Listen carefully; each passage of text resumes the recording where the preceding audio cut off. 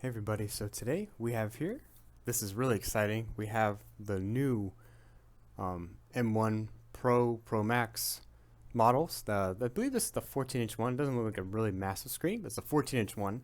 And we have it in here for repair, for a liquid spill. I'm not happy about that part, but I'm happy at least to get it in and we can go ahead and take a look at it. You can see it's really nice. They do have the MacBook Pro logo engraved on it. And here's the new ports.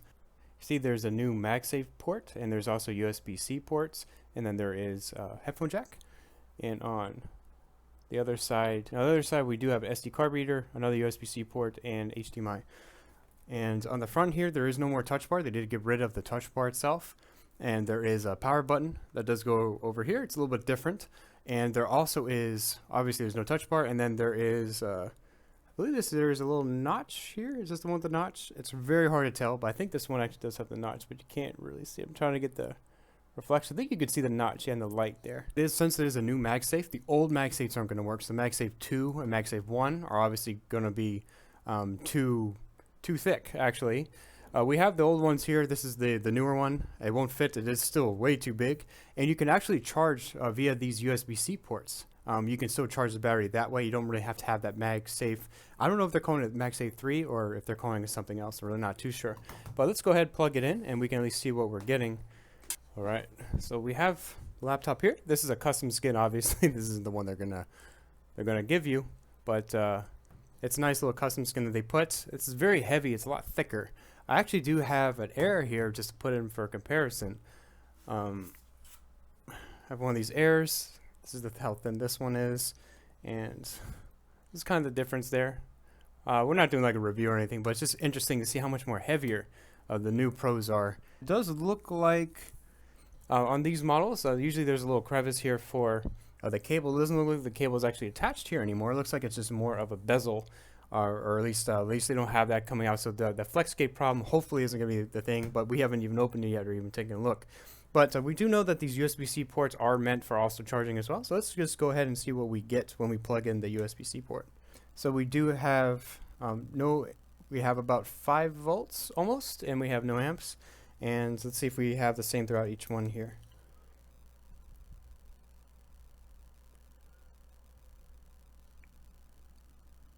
And it's about the same. Sometimes it does kick up to 1 amp. Let's try this other side, because there is one more port on this side, just only one, but we want to see if this is going to change anything. It's the same on every side, so we're done here. We do know that we're getting at least 5 volts in, and we want to see really what the problem is. So let's go ahead, open up the bottom, and see really what the issue is.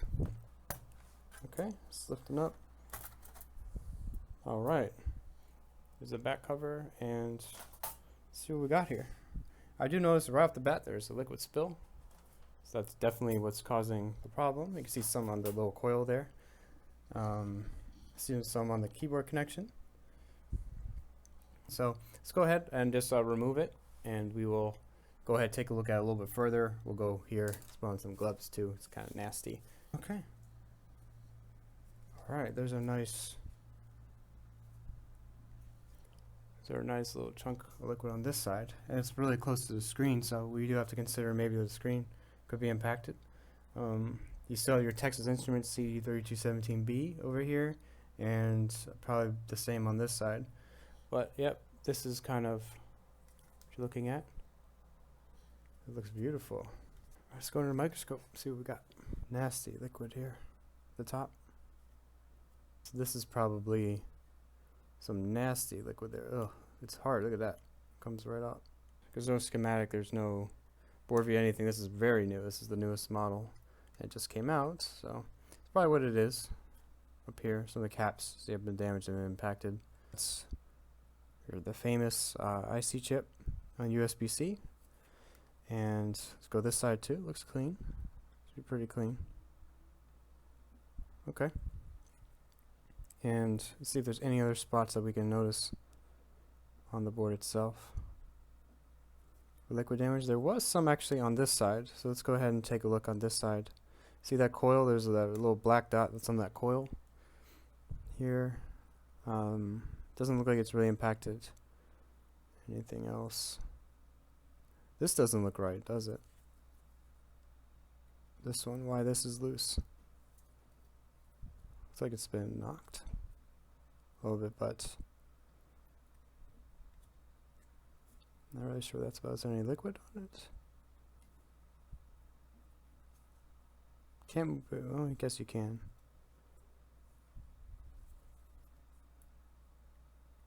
Look at that. That's not good. Both of these are very loose for some reason. Not really sure why. There's your liquid. Hopefully it didn't impact this area. I'm not too sure what's underneath there, but it could be something to do with the charging. You also see there's some liquid here too. But I think we want to focus mainly on this area, and we'll also get back to see why these are actually shifted here, or they're moving. Look at that. That's not a good thing. It's the weak solder. Maybe the liquid got underneath it. We need to resolder them. Okay, so let's go ahead and take a look and really go from there.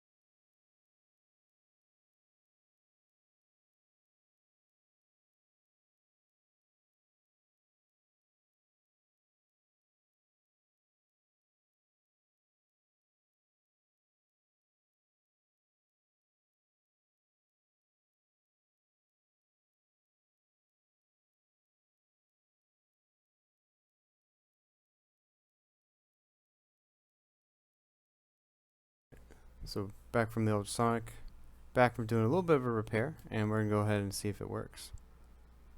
So we're looking for our 20 volts here.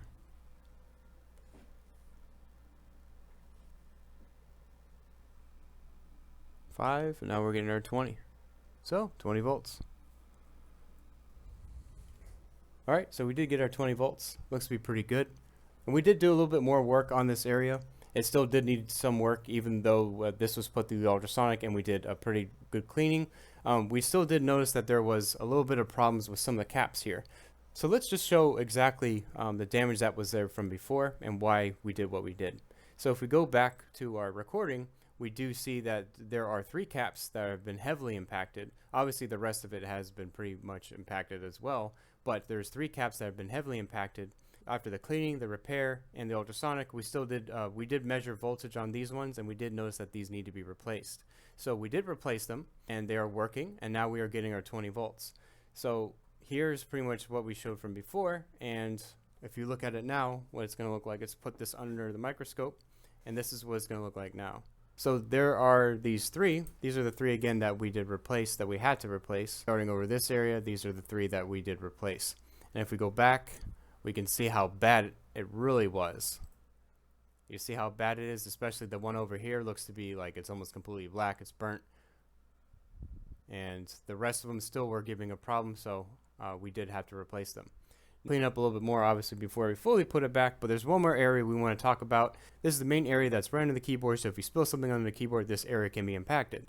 So if we go back to actually the camera, if we're showing, this is where it is. So if we spill something, this is what's going to be impacted the most. This was the area that was really impacted. And if we actually flip it over, there is this little case covering, and this is directly on the other side of where the main damage is.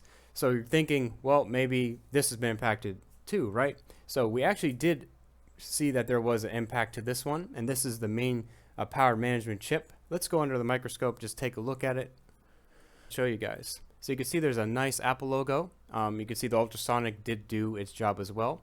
And this is the APL1098. This is a power management chip, and you can see how close it is to the actual processor. It's right next to it. It's right above it, and the power management, it's very easy to get damaged because there's not a whole lot really protecting it. It's just a flap cover that does protect for some damage. There was a little bit on the main cover, but it did get actually underneath there, and we were able to tell that because it was a little bit hard to see, but we did notice when we were doing a reflow of it with the hot air and the flux that we did smell a little bit of a sugary sensation, and that is telling us that there was a little bit of liquid under there somewhere that we were able to reflow it and make sure it was cleaned out, and then the Ultrasonic cleaned it as well.